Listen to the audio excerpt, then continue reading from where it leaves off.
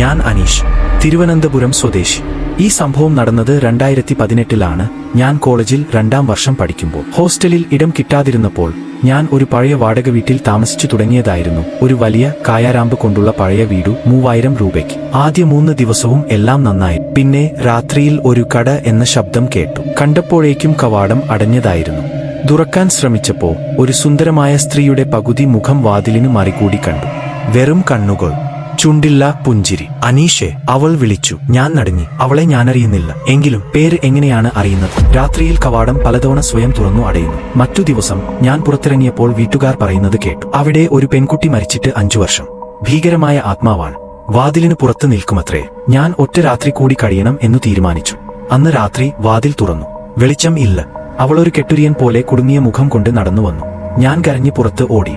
പിന്നീട് തിരിച്ചറിയാൻ പറ്റി, അവൾ ആത്മഹത്യ ചെയ്ത പെൺകുട്ടിയാണ്. അവൾ ചില്ലുകൾ കടന്നുവരും, പക്ഷേ വാതിലുകൾ മാത്രമല്ല കടക്കുക. വാതിലിന്റെ അകത്തു നിന്നാണ് അവളുടെ ലോകം. ഇപ്പോൾ പോലും രാത്രിയിൽ എന്തെങ്കിലും കവാടം തട്ടുന്ന ശബ്ദം കേട്ടാൽ എന്റെ ഉള്ളിൽ അതേ കിടുക്കും കുറുകിയ ചിരിയും വീണ്ടും നടക്കുന്നു.